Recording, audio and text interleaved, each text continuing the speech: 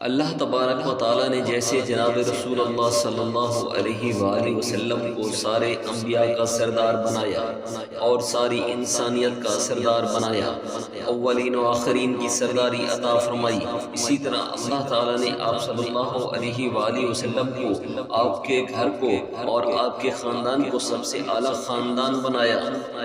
سب سے اعلیٰ گھرانہ بنایا، سب سے اعلیٰ نسل بنایا۔ آپ صلی اللہ علیہ وآلہ وسلم کا ارشاد ہے، اللہ تعالیٰ نے قبائل آدم میں سے عربوں کو چھانٹا، پھر قبائل عرب میں سے مضر کو چھانٹا، پھر قبائل مضر میں سے قریش کو چھانٹا، پھر قبائل قریش میں سے ہاشم کو چھانٹا، پھر ہاشم میں سے اللہ تعالیٰ نے میرا انتخاب کیا، میں سب سے اعلیٰ نسب ہوں اور سب سے اعلیٰ نسل ہوں۔ اللہ تبارک و تعالیٰ نے آپ صلی اللہ علیہ وآلہ وسلم کی نسل کو تمام نسلوں سے اعلیٰ اور افضل بنایا، آپ کے نسب کو سب سے افضل نسب بنایا، اسی طرح آپ کی اولاد کو بھی سب سے اعلیٰ نسب، سب سے اعلیٰ حسب اور سب سے اعلیٰ خاندان بنایا۔ اللہ تعالیٰ نے آپ صلی اللہ علیہ وآلہ وسلم کی نسل اور آپ کی اولاد پر ہمیں درود پڑھنے کا حکم فرمایا، اور اللہ کے نبی نے وہی درود ہمیں نماز میں سکھایا۔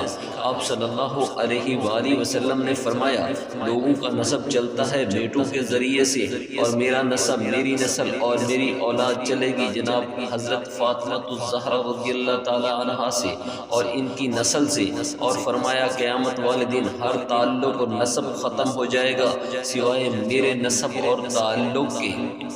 اور ایک اور موقع پر بھی یہ فرمایا کہ جس نے میری اولاد پر احسان کیا اور اس محسن کے احسان کا بدلہ دینے پر قادر نہ ہو سکی تو اس احسان کرنے والے کے احسان کا بدلہ بروز قیامت میں خود دوں گا۔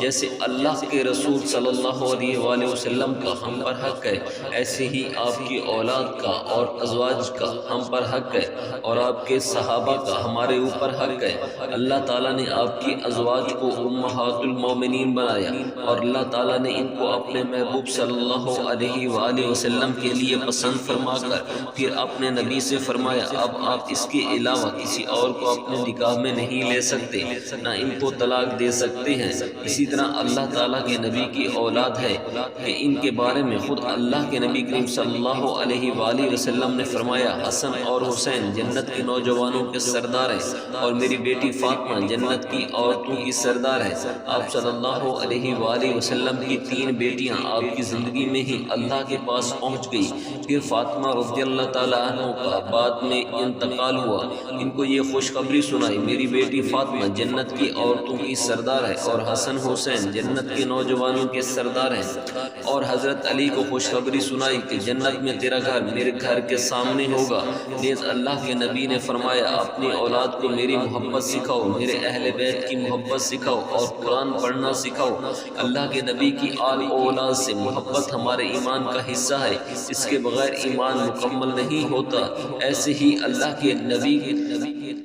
کے صحابہ سے محبت ہمارے ایمان کا حصہ ہے، بلکہ ایمان اس سے مکمل ہوتا ہے، اس کے بغیر ایمان کی تکمیل نہیں ہوتی۔ لیکن آپ صلی اللہ علیہ وآلہ وسلم کی آل و اولاد کو اس لحاظ سے خاص اہمیت حاصل ہے کہ حضور اکرم صلی اللہ علیہ وآلہ وسلم کی طرح ان پر بھی مستقلاً درود بھیجنے کا ہمیں حکم دیا گیا۔ چنانچہ اللہم صلی علی محمد کے بعد وآل محمد کہہ کر ان حضرات کی مستقل حیثیت کو بیان کیا گیا۔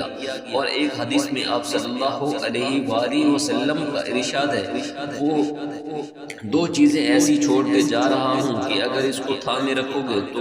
کبھی گمراہ نہیں ہوں گے، ایک قرآن مجید اور دوسرا میرے اہل بیت۔ تو ان کے تذکروں کو زندہ کرنا حقوق واجبہ میں سے ہے، مگر افسوس کے ساتھ کہنا پڑتا ہے کہ امت عملاً اس حدیث کو بھول گئی ہے اور اہل بیت کے مبارک تذکروں کو فراموش کر بیٹھی ہے۔